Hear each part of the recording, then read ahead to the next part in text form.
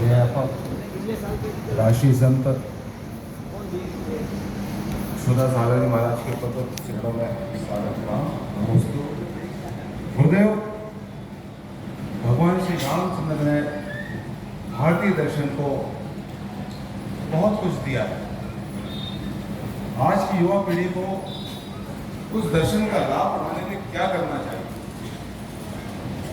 किसी भी महापुरुष की जीवन गाथा को जब व्यक्ति आदर्श मान लेता है तो हमें उस आदर्श पर चलना चाहिए।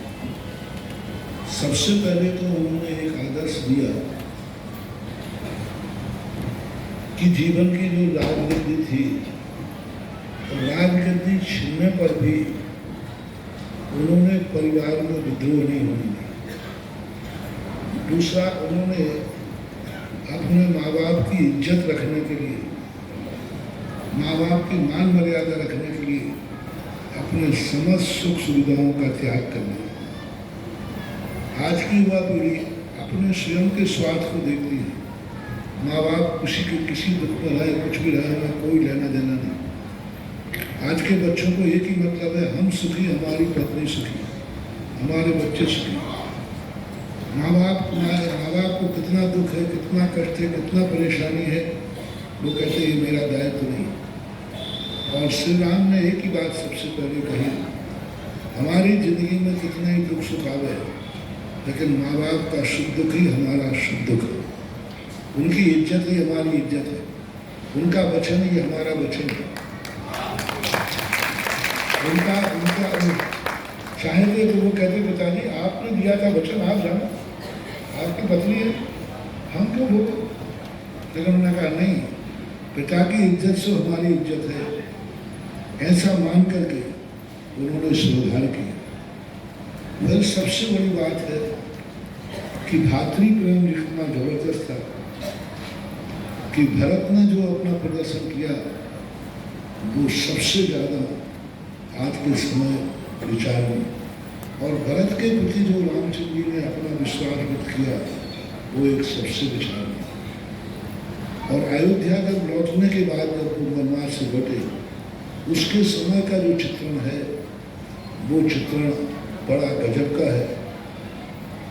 रामचंद्र जी कहते हैं लक्ष्मण तुम राजगद्दी पर बैठो,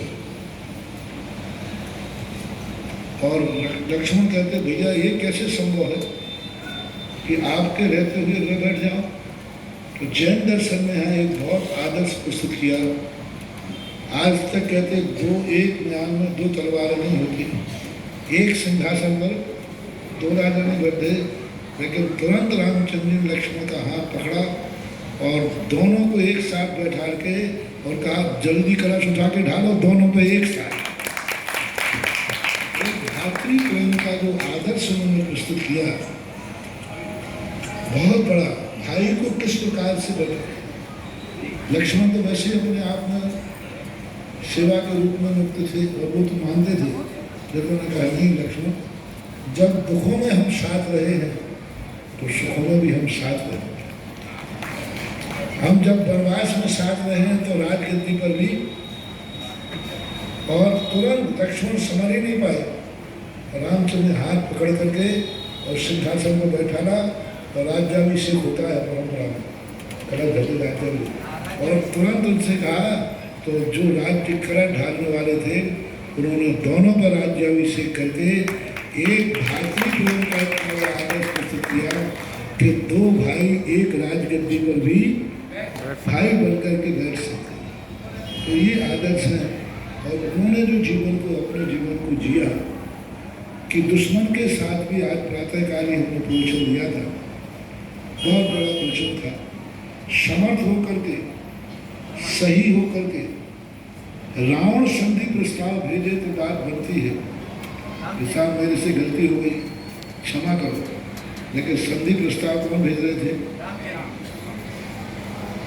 सही थे राम, आदर्श थे राम, समर्थ थे, शक्तिमान थे, अवतार पुरुष थे, व्यक्तित्व थे, लेकिन फिर भी रावण के बाद बार बार संधि प्रस्ताव भेजे। अरे संधि प्रस्ताव असमर्थ भेजे,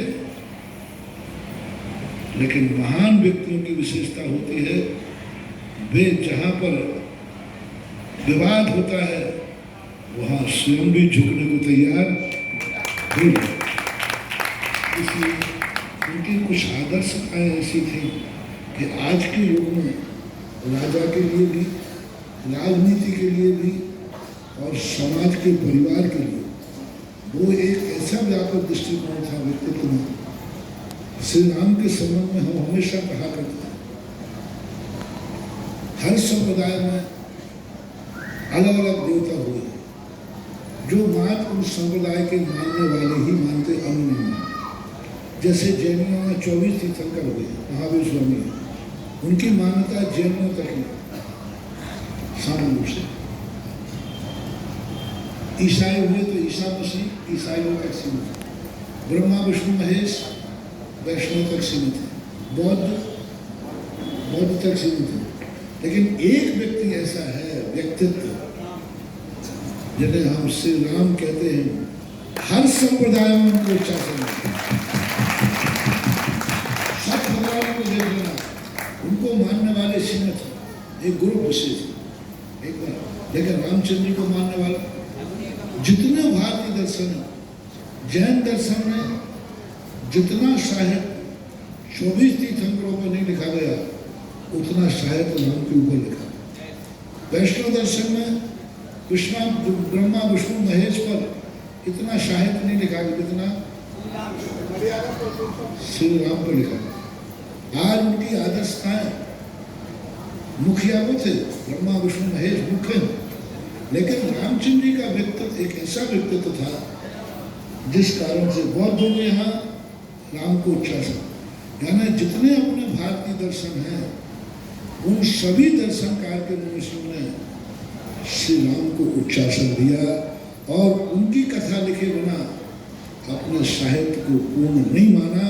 यही सबसे बड़ा उनकी आदत है, जिसे सर्वसम्मति से स्वीकार किया था। बहुमत से, आप राजनीति में हैं, एक प्रस्ताव बहुमत से होता है और एक प्रस्ताव सर्वसम्मति होता है। तो हर देवता पर बहुमत है,